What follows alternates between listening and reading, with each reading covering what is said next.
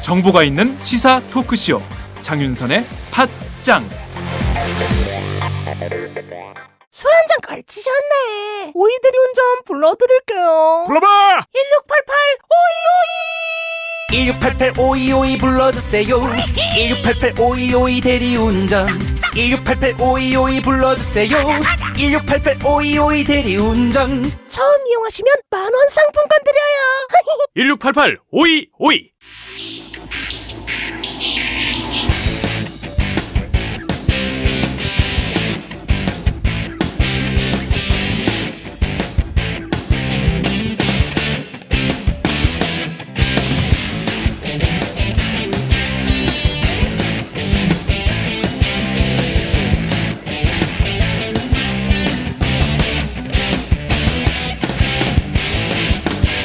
박정호의 팟수다. 안녕하세요. 팟수다의 박정호입니다. 저는 국회에 나와 있는데요. 박근혜 대통령의 거부권 행사로 오늘 본회의에 다시 상정된 국회법 개정안이 새누리당의 표결 불참으로 폐기 수순에 들어갔습니다. 국회 과반을 넘는 새누리당 의원들이 투표에 참여하지 않으면서 의결 정족수인 과반을 채우지 못해 투표가 성립되지 않았는데요. 새정치연합 의원들이 투표라고 쓰인 종이까지 들고 투표하라고 새누리당 의원들을 설득해봤지만 표결 불참을 당론으로 정한 새누리당 의원들의 마음을 바꿀 수는 없었습니다. 새누리당 의원들은 가만히 자리에 앉아 있거나 본회의장 주변을 배회했는데요. 오늘 국회법 개정안 표결이 진행되지 않은 건 대통령의 지시에 따라 새누리당이 움직인 결과입니다. 투표 불성립을 선언하는 정의화 국회의장의 발언 직접 들어보시겠습니다.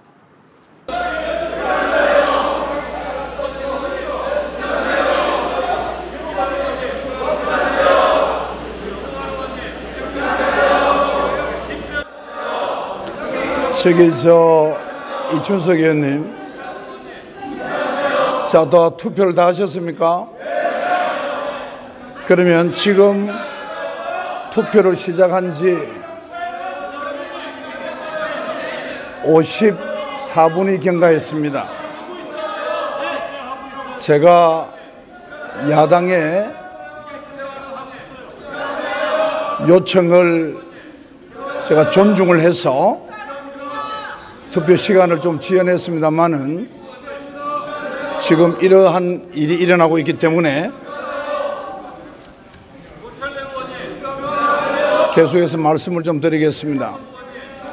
여러 의원님들께서도 잘 아시다시피 헌법 제53조 제4항에 따라 제의가 요구된 법률안을 의결하려면 우선 재적의원 과반수인 150인 이상의 의원이 투표를 하여야 합니다. 지금 아까 말씀드린 대로 제가 거진 55분간의 투표 시간을 드렸습니다만은 오늘 이 본회의장 투표소에 저 상단에 명패수를 보면 128인에 그쳐서 재적의원 과반수에 미치지 못하고 있습니다. 제가 상식적으로 판단컨대 더 이상 기다려도 재적의원 과반수를 충족하기가 어려울 것 같습니다. 따라서 의결에 필요한 재적의원 과반수 출석에 미달하기 때문에 이 안건에 대한 투표는 성립되지 않았음을 선포합니다. 지금 더 이상 가봐야 더 요란만 하지 안 될 것 같습니다. 한 가지 양해 말씀을 드리겠습니다. 잠깐만요. 교섭단체 대표위원의 정청래 의원, 내가 오늘 충분히 시간을 드렸어요. 제가 충분히 투표를 하라고 했습니다. 교섭단체 대표위원회 요청이 있어서 30분간 정회를 하고자 합니다. 새정치민주연합 이종열 대표의 요청이 있었기 때문에 제가 의장으로서 10분을 더 보태어서 40분 이내에 어총을 끝내고 제2항부터 의결에 참여하겠다고 한 약속을 지켜주시기 바랍니다. 정확하게 지금부터 40분 후에 본회의를 속개할 예정이오니 새정치민주연합은 의장과 약속을 꼭 지켜주시기 바랍니다. 그러면 정회를 선포합니다. 앞서 표결 전 야당 의원들은 황교안 국무총리를 향해 박 대통령이 배신의 정치란 말까지 하며 거부권 행사를 한 것은 삼권 분립을 부정하는 것이라고 맹비판했습니다. 황 총리는 국회법 개정안이 위헌 소지가 있다고 주장했는데요. 박수현 새정치연합 의원과 황 총리의 질의응답 들어보시겠습니다. 총리, 지금부터 본 의원이 읽어드리는 내용을 잘 한번 들어보시기 바랍니다. 신문의 사설과 칼럼의 내용입니다. 대통령은 여당을 향해 숙제를 내주듯 법안 처리만을 일방 주문했다.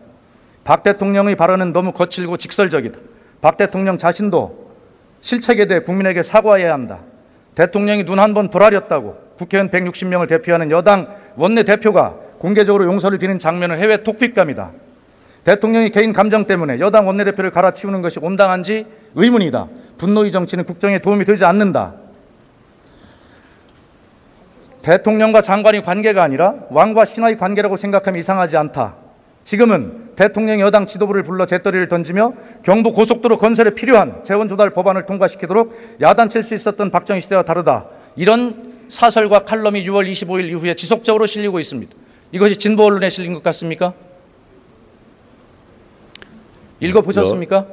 여러 언론에 실린 부분에 관해서 제가 그 의견을 말씀드리는 건 적절치 않고 의원님과 또 국회에서 적절하게 잘 판단하시리라고 생각을 합니다. 총리는 지금 대통령을 총괄적으로 보좌하는 그런 위치에 있습니다. 대통령께서 이 지금 제가 읽어드린 신문의 사설과 칼럼은 진보 언론일 것이 아니라 조중동으로 대표된 보수 언론일 것입니다. 임기 3년도 안 되어서 보수 언론으로부터 이러한 지탄을 받고 있다면 이것은 심각한 국정 공백과 이런 사태를 중대한 사태를 초래하지 않겠습니까? 이런 지도력으로 대통령이 어떻게 나라를 이끌겠습니까? 어떻게 생각하십니까? 여론과 언론의 의견과 요구에 대해서 충분하게 감안해서 앞으로 국정을 수행하도록 노력을 하겠습니다. 자, 총리에게 마지막 논의원은 박근혜 대통령께서 지금 온 국민 정치를 하셔야 됨에도 불구하고 두 국민 정치를 하고 계실까 이렇게 생각하고 있습니다. 총리께서 대통령이 두 국민 정치, 양극화의 정치가 아니라 온 국민 정치를 할 수 있도록 정신 똑바로 차리시고 그렇게 잘 보좌하시기 바랍니다. 아시겠습니까? 저는 저대로도 노력을 하고 대통령께서는 대통령대로도 판단하셔서 그렇게 일을 하실 것으로 그렇게 알고 있습니다. 대통령이 거부권을 행사하고 제의를 요구할 수는 있지만 국회의원이 자신의 말을 따르지 않으면 배신이란 식의 낙인은 국민들이 이해할 수 없는 부분입니다. 그래서 대한민국이 왕정 국가냐는 비판이 나오고 있는 건데요. 토론에 나선 진선미 새정치연합 의원의 말도 들어보시겠습니다. 대통령이 헌법에 보장된 거부권을 행사했다고 한다면 이제 국회는 국민의 대표 기관으로서 표결에 참여할 헌법이 보장한 국회의원의 권한을 책임있게 행사해야 합니다. 여러 의원님들께서도 이미 언급한 바 있지만 국회법 일부 개정 법률안은 전혀 문제가 없습니다. 오히려 국회법 개정안이 부결될 경우 조금씩 텐트 안으로 들어와 주인을 몰아내는 낙타처럼 시행령이 법률을 넘어서는 입법의 비정상화가 만연할 우려가 큽니다. 국회법 개정안이 통과되어야 하는 이유는 단순 명료합니다. 첫째, 법률 내용이나 취지에 위배되는 대통령령 등은 그 자체로 위법성을 가지므로 이에 수정 변경을 요구하는 것은 당연한 것입니다. 헌법 40조에는 입법권을 입법부의 고유한 권한으로 규정하며 행정부의 시행령은 법률이 구체적으로 범위를 정하여 위임한 부분을 위반할 수 없다는 것을 분명히 하고 있습니다. 입법부가 행정입법의 법률 위반 여부를 심사하는 것은 본연의 권한이자 기능의 연장입니다. 정의화 국회의장께서 취임 이후 설치한 국회개혁자문위원회에도 국회가 행정입법의 수정을 요구할 수 있도록 국회법 제98조 1을 개정하라고 권고한 바 있습니다. 또한 현재 대표적인 헌법학자이자 박근혜 대통령이 임명한 행정자치부 장관인 정종섭 장관은 자신의 헌법학권론 1246페이지에 통보만을 규정한 현행 국회법 98조 2항에 대해서 행정입법의 이행을 보장하는 장치로서는 약한 수준의 통제 방법이라고 국회법 개정의 필요성을 인정했습니다. 둘째, 국회법 개정안이 사법 심사권을 침해하고 국정마비가 우려된다는 법제처 제2요구 설명은 억지 주장에 불과합니다. 국회가 정부의 행정입법 수정을 요청한다고 그 즉시 무효가 되는 겁니까? 사법부가 법률에 위반된 행정입법이라고 판단해야만 그 행정입법은 효력을 상실합니다. 결국 행정부와 입법부 간 법률 위반 다툼이 생기면 사법부의 최종 판단을 받게 되는 건 여전합니다. 특히 국회법 개정안이 청와대의 국정마비를 가져온다는 우려는 대통령이 법률과 관계없이 행정입법으로 통치하겠다는 의도이자 헌법 체계를 부인하는 발상입니다. 행정부가 오히려 입법권을 침해하겠다는 얘기나 진배 없습니다. 셋째, 국민의 의사보다 행정입법이 법률을 지배하는 부작용이 곳곳에서 나타나고 있습니다. 최근 국회 법제실에서 2011년부터 2013년까지 모아놓은 행정입법, 모법에 어긋나는 행정입법 사례가 무려 국회는 국민의 대표들이 모여있는 국민들의 기관입니다. 대통령을 바라보고 정치하는 새누리당의 모습, 국민들에게 어떻게 비춰질까요? 부끄러운 일입니다. 이어서 본회의장 앞에서 박지원 새정치연합의원을 만나봤는데요. 박 의원의 발언 들어보시겠습니다. 왜 민주주의가 국회가 청와대 비서실 된 거지. 아니 박 대통령이 왜 그런다고 보세요? 대표님. 공천권 행사지.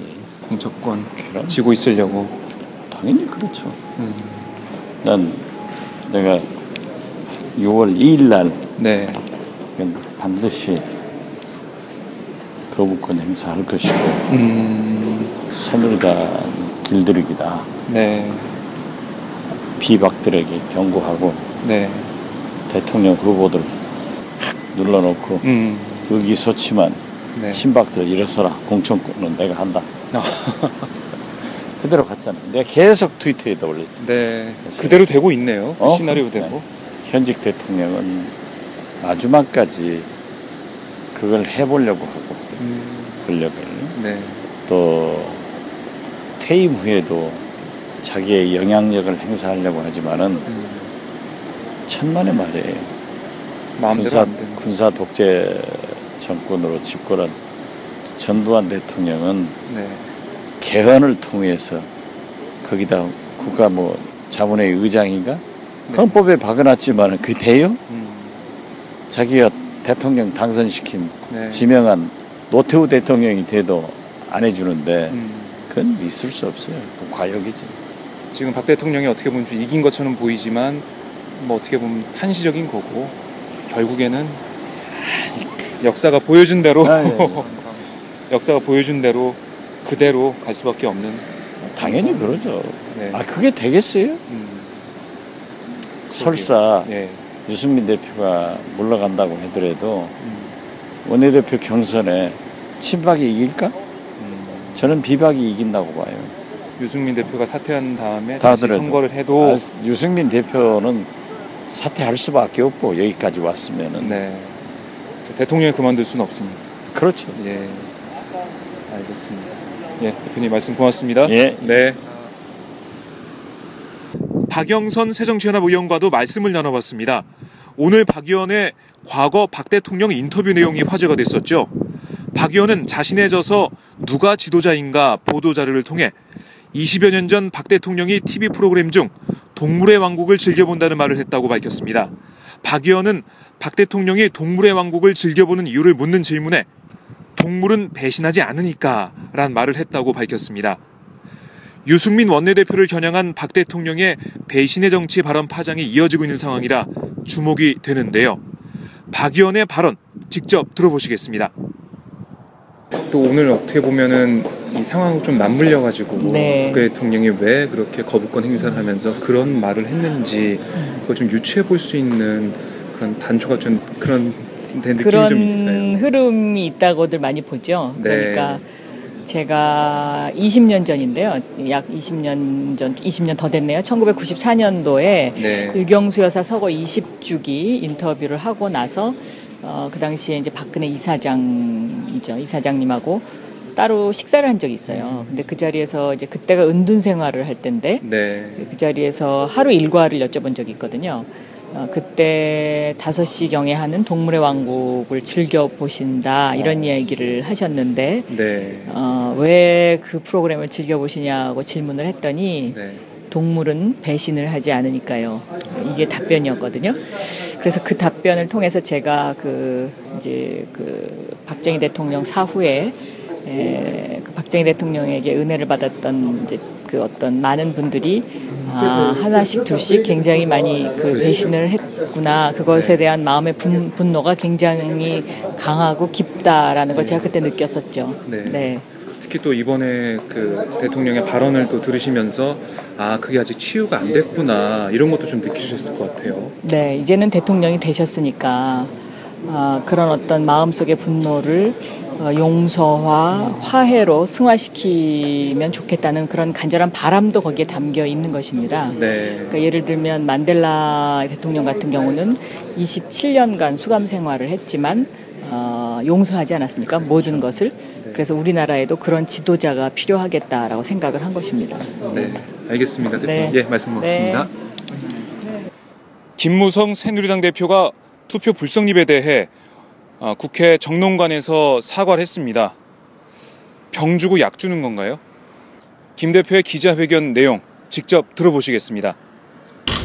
국회법 처리와 관련해서 새누리당 대표 입장을 말씀드리겠습니다. 국회법 일부 개정 법률안 제2의 건이 오늘 본회의에서 투표 불성립으로 사실상 폐기된 것에 대해서 과정이 어쨌든 국민 여러분께 통보하다는 말씀을 드립니다.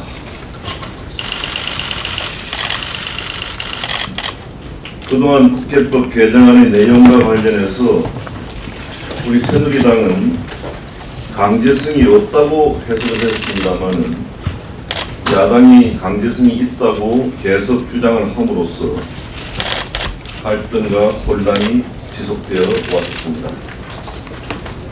정부의 법령 유권 해석 기관인 법제처에서 이와 관련해서 위헌이라는 의견을 내고 대통령께서 거부권을 행사하신 만큼 집권 여당으로서 그 뜻을 수용할 수밖에 없었습니다. 이번 일을 계기로 앞으로 국회 입법 활동을 하는데 더욱 신중을 기하고 국민과 민생을 위해 매진하겠다는 약속을 드립니다. 죄송합니다. 청와대는 국회법 개정안 폐기 수순에 대해 국회 결정은 헌법 가치를 다시 한번 확인한 것이란 논평을 내놨는데요. 글쎄요, 과연 얼마나 많은 국민이 청와대의 주장에 동의할까요? 국회의원을 향해 호통을 치고 국민의 대표기관인 국회를 비난한 대통령은 헌법 가치에 맞는 말을 한 걸까요? 국민들은 대통령의 권위주의와 독선을 다시 한번 똑똑히 확인했습니다. 그리고 새누리당은 국회를 청와대의 부하기관으로 전락시켜버렸습니다. 박 대통령의 100% 대한민국, 국민 행복 시대가 이런 것이었는지 다시 한번 되묻지 않을 수 없습니다. 오늘 팟수다는 여기까지입니다. 고맙습니다.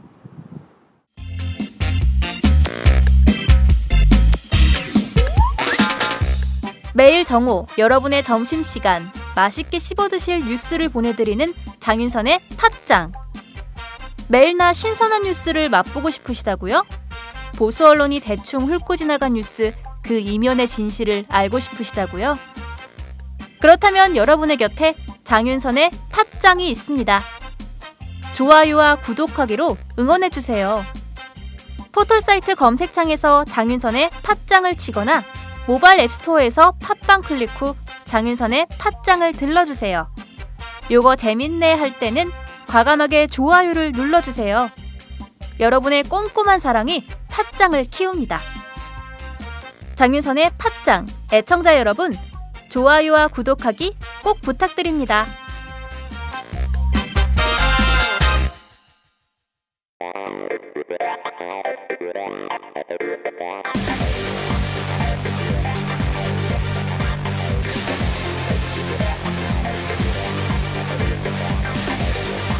정보가 있는 시사 토크쇼 장윤선의 팟짱.